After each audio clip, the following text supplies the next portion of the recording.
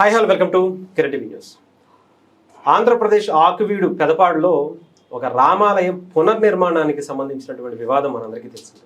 దీని మీద మాట్లాడడానికి మనతో పాటు ఎక్స్ క్రిస్టియన్ ప్రవీణ్ గారు ఉన్నారు. ఆయన అడిగి మరికొన్ని విషయాలు తెలుసుకునేటువంటి ప్రయత్నం చేద్దాం. నమస్కారం ప్రవీణ్ గారు, మీరు చూసి ఉండొచ్చు. అవును, ఒక రామాలయానికి కొన్ని వందల సంవత్సరాలుగా ఉన్నటువంటి చరిత్ర కలిగిన రామాలయాన్ని పునర్నిర్మాణం చేసుకోవడానికి అక్కడ దానికి కొంతమంది అక్కడ ఉండేటువంటి ఎమ్మెల్యే కావచ్చు, కొంతమంది హిందువులు వెళ్తే అడ్డుకోవటమే కాకుండా త్రిపులార్ గారు అంటే రఘురామకృష్ణరాజు గారు డిప్యూటీ స్పీకర్ గా ఉన్నారు, ఆయన కూడా చంపేటువంటి ప్రయత్నం. కొంతమంది గాయపడ్డారు చాలా తీవ్రంగా, తలలో మేకులు చెక్కలకి మేకులు కుట్టి ఈ తలలో దింపేసి వీపుల మీద దింపేసినటువంటి పరిస్థితి. అంటే దళితుల ముసుగులో కొంతమంది క్రిస్టియన్సే దీనికి ప్రేరేపించినటువంటి పరిస్థితి కనిపిస్తుంది. ఎలా చూస్తారు అసలు? సార్, ఇది ఏంటంటే ఈ ఆకివీడు ప్రాంతంలో గత కొన్ని సంవత్సరాల క్రితం అందరూ హిందువులే, అందరూ సంతోషంగా హ్యాపీగా, సరే ముందు ఈ ప్రాంతం గురించి మనం మాట్లాడదాం, అందరూ హ్యాపీగా సంతోషంగా ఉండేవాళ్ళు. ఎప్పుడైతే ఎవరైనా ఒకటే, ఎవడైనా ఏ మతమైనా మనుషులందరూ ఒకటే, మనుషుల రక్తాలు ఒకటే అని చెప్పి భావించి ఒక పాస్టర్ను, ఇద్దరు ముగ్గురు పాస్టర్లను ఆ ఊరికి పిలిపించారు. ఏదో వస్తే రానిలే, ప్రచారం చేసుకుని అని చెప్పేసి వదిలేశారు. అలా ప్రచారం చేసుకుంటా వాడు అక్కడ కొంతమందిని మతం మార్చి చర్చి కట్టే స్థాయికి వెళ్ళిండు. అలా ఒకటి కాదు, ఒక 4-5 చర్చిలు కట్టుకుంటూ పోయాడు.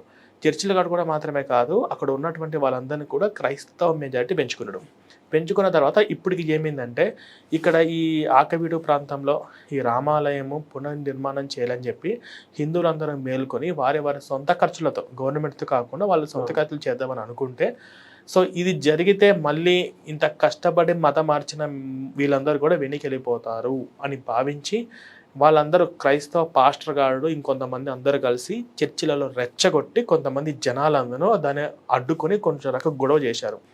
ఆ గొడవ ఎక్కడ దాకా పోయిందంటే రఘురామకృష్ణ డిప్యూటీ స్పీకర్ దగ్గర కూడా వెళ్ళింది. స్వయంగా ఆయనే రంగంలో దిగాల్సిన పరిస్థితికి వచ్చింది ఆ ప్రాంతంకి ఎంతో దూరం నుంచి. ఎందుకంటే గొడవ మరి వివాదం పెద్దదైపోతుంది.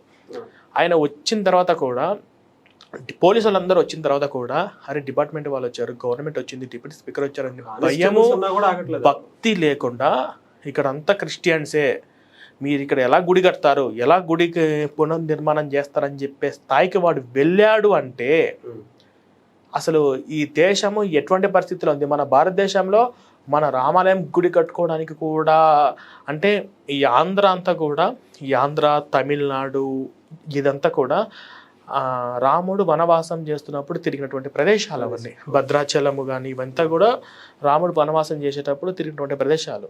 ఆయన వెళ్ళిన ప్రతి చోట కూడా అప్పటి కాలం నుంచే గుళ్ళు కట్టుకోవడం అనేది స్టార్ట్ అయింది. సో అది గుర్తుగా మేమందరం కట్టుకుంటూ ఉంటే, ఎక్కడో ఇజ్రాయేల్లో కెరాఫ్ అడ్రస్ లేని ఒక క్యారెక్టర్ని తీసుకొని వచ్చి ఇక్కడ మీరు చర్చిలు కట్టి, మీ చర్చిలకు ఎవడు హిందువులు అడ్డు చెప్పలా. ఇన్ని రోజులు మీ చర్చిలు కట్టుకున్న, మీరు మతం మార్చుకున్న, ఎవరిని మిమ్మల్ని క్వశ్చన్ చేయాల. కానీ ఈరోజు మా గుడిని మేము పునర్నిర్మాణం చేస్తున్నామంటే ఇంతకు మించిన దౌర్భాగ్యమైనటువంటి పరిస్థితి ఇంకా ఈ భవిష్యత్తులో ఇంకా ఎలా ఉంటుందో ఇది తెలుసుకోవాల్సినటువంటి పరిస్థితి హిందువులు చాలామంది. అందుకే ఏ ఊర్లో పడితే ఆ ఊర్లో పాస్టర్లు వచ్చారా అందరు కలిసి గుమికుడి క్వశ్చన్ చేయండి. ఈ ఊర్లో మీకేం పని, ఇక్కడ మీరు ఎందుకు వస్తున్నారు, ఇక్కడ అంతా హిందువులే, మీరు ఇక్కడ మత ప్రచారం చేయడానికి లేదని చెప్పేసి ఇప్పుడు ఎలాగైతే అడ్డుకుంటున్నారో మీరు చూసే వీడియోలన్నీ కూడా ఎక్కడో ఒక 20-30 కేసెస్ జరిగితే ఒకళ్ళే అడ్డుకుంటున్నారు. మిగిలిన ఇప్పుడు ఈ మాట్లాడుకున్న సమయంలో కూడా ఒక 20 గ్రామాలలో వాళ్ళు ఎక్కడో చోట సంచారం చేస్తూనే ఉన్నారు. ఎక్కడో సంచారం వాళ్ళకి అదే ఇంకా ఇది గుడ్ ఫ్రైడే ఈస్టర్ పండుగ కదా, వాళ్ళది అదే ఉంటుంది. సో ఇలాగా చేసే వాళ్ళను ఎవరో ఒక్కళ్ళు ఇద్దరు మాత్రమే మనము పాస్టర్లు తరిమికొట్టిన వీడియోలు మనం చూస్తున్నాం, కానీ ఎక్కువ చూడట్లేదు. ఇప్పుడు అలాంటి పరిస్థితి అలా రానిచ్చి సమానత్వ భావనతో పిలువబట్టి ఆకివీడికి ఆ పరిస్థితికి వచ్చింది, మన మీదకి వచ్చారు.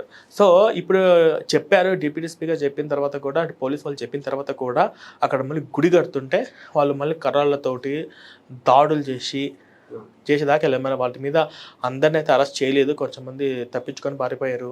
అక్కడ మళ్ళీ దళితులు అదే ఇంకా దళితుల కార్డు వాడమే, వాళ్ళు దళితుల కార్డు వాడడం. ఇప్పుడు అవసరమైన హిందూ అని చెప్పుకొని కూడా వాళ్ళు ఏమి వెనకాడరు. ఇప్పుడు తప్పించుకోవాలి కదా, తప్పించుకోవడం కోసం హిందువుని కూడా వెనకాడరు.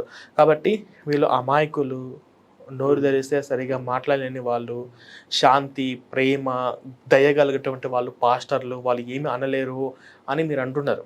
మొన్న పవన్ కళ్యాణ్ నరికేస్తాం అని చెప్పేసి వాళ్ళ అప్పుడప్పుడు వాళ్ళు ఉన్న అపరిచిత క్యారెక్టర్ బయటకు వస్తాడు. ఇప్పుడు ఈ గుడి కూడా ఇక్కడ కట్టడానికి వీలు లేదని చెప్పేసి డిప్యూటీ స్పీకర్ మీద పోలీస్ డిపార్ట్మెంట్ మీదకే వీళ్ళు ధైర్యంగా వెళ్ళారంటే వీళ్ళు ఎంత బలిసి ఎంత కోపాన్ని వాళ్ళ ద్వేషాన్ని బయట పెట్టడానికి సమయ సందర్భాల కోసం కూడా వెయిట్ చేస్తూ ఉన్నారు. దీన్ని బట్టి మనకు అర్థమవుతుంది. వెనకాల ఎవరన్నా కంపల్సరీ ఒక ప్రేరేపించేటువంటి వ్యక్తులు శక్తులు అంటే అక్కడ వాళ్ళ జనం సపోర్ట్ తీసుకునేటోడు ఏంటంటే ఇప్పుడు అక్కడ వచ్చి జేసీరామ్ అన్న వాళ్ళు కూడా ఆ ప్రాంతం నుంచి వచ్చిన వాళ్ళు కాదంట, చుట్టుపక్కల వచ్చిన వాళ్ళు.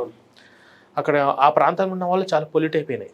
వీళ్ళందరూ ఈ ప్రాంతానికి చెందిన వాళ్ళు కాదు, మేము ఇక్కడ ఫస్ట్ టైం చూస్తున్నాము, ఇక్కడ గుడి కట్టడానికి వీలు లేదని చెప్పేసి ఆ పాస్టర్ గారు వాడు అంటున్నాడు. కానీ అది వాడు చెప్పింది కొంతవరకు నిజమే, ఆ ప్రాంతానికి చెందిన వాళ్ళు కాదంట.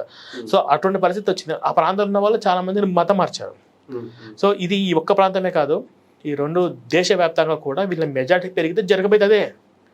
ఇప్పుడు వినాయక చవితి జరుపుకోవాలనుకున్న వాళ్ళ పర్మిషన్ కావాలి.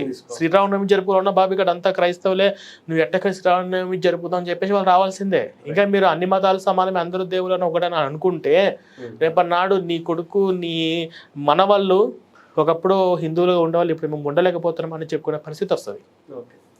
ఏదేమైనా సరే ఇప్పుడు ఉన్నటువంటి వాళ్ళు కూడా ఇప్పుడు హిందువులు కూడా చాలా మంది అవేర్ అవ్వాల్సినటువంటి పరిస్థితి కూడా ఉందంట. ఎలాంటి వాటిని అడ్డుకోవాలంటారా? ఖచ్చితంగా అడ్డుకోవాలి. హాస్టల్ ఎవరైతే ఇలా ప్రచారం చేసుకుంటూ పోనీలే అనుకుని వదిలేస్తే ఈ పరిస్థితి.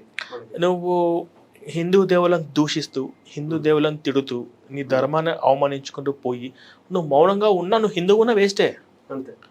ఇప్పుడు నేను ఉన్నాను, మా అమ్మను ఏదో అంటా ఉన్నాడు, మా నాన్న ఏదో అంటా ఉన్నాడు, నా కుటుంబాన్ని ఏదో అంటా ఉన్నాడు, నేను చలనం లేకుండా నవ్వుకుంటూ పోతే వాల్యూ ఏముంటుంది?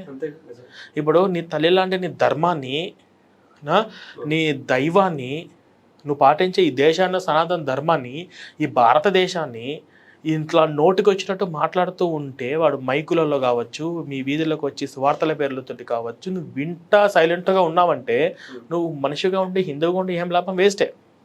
హిందువా అంటే కట్టర్ హిందువులు తయారవ్వాలి, కట్టర్గా హిందువులు తయారవ్వాలి. ఎవరిని క్రిస్టియన్స్ ముస్లిమ్స్ వాళ్ళకి ఐడియాలజీ ముందు తెలుసుకుని వాళ్ళు ఎవరిని ఎక్కడ పెట్టాలి, ఎలా అనే వాళ్ళు ఎంత దూరంలో పెట్టాలి, ఎంతవరకు మాట్లాడాలి, వాళ్ళు మాట్లాడే మాటలో దైవ దూషణ జరిగిందా వెంటనే రియాక్ట్ అవ్వాలి, వాడిని దూరం పెట్టాలి. వారితో పాటు ఒక 10 మంది గ్రూప్ తయారు చేయాలి. ప్రతి ఒక్క ఊర్లో ప్రతి ఒక్క విలేజ్లో కూడా హిందుత్వానికి సంబంధించిన సమ్మేళనాలు మీటింగ్స్ కూడా జరగాలి. ప్రతి హిందూ సమ్మేళనాల మీటింగ్లో కూడా ఈ పాషాండ మతస్థులు వాళ్ళు పెరిగితే ఆ మతాల మెజారిటీ పెరిగితే రాబోయే నష్టాల గురించి ఇప్పుడు ఉన్నటువంటి ఈ రఘురామకృష్ణ గారికి సంబంధించినటువంటి వీడియోలు కావచ్చు, పవన్ కళ్యాణ్ నరికేస్తామని చెప్పినటువంటి వీడియోలు కావచ్చు, ఇవి ఇప్పుడు ఎగ్జాంపుల్స్ చూపించాలి. రేపు మన ప్రాంతాల్లో కూడా ఇలా జరగదని గ్యారంటీ ఏంటి? కాబట్టి మనమందరం ఒక యూనిటీగా ఉండాలి అని చెప్పేసి ప్రతి పండగ కాకపోయినా నెలకు ఒకసారి ప్రతి గ్రామంలో కూడా హిందూ సమ్మేళనానికి సంబంధించిన మీటింగ్ జరగాలి. ఆ మీటింగ్లో వీటి ప్రస్తావన రావాలి. రైట్ అండి, thank you so much. Thank you. చాలా బాగా చెప్పారు. ఎందుకంటే ఇది అవసరం ఇప్పుడు ఉన్నటువంటి ఆంధ్రప్రదేశ్ సమాజానికి, ముఖ్యంగా మన తెలుగు రాష్ట్రాల్లో ఎలాంటివి జరుగుతున్నటువంటి పరిస్థితులు ఈ టైంలో మీరు చెప్పిన, ఎందుకంటే మెల్లగా బయటకు వచ్చి మాట్లాడితేనే, ప్రశ్నిస్తేనే ఇలాంటివన్నీ బయటకు వచ్చాయి. Thank you.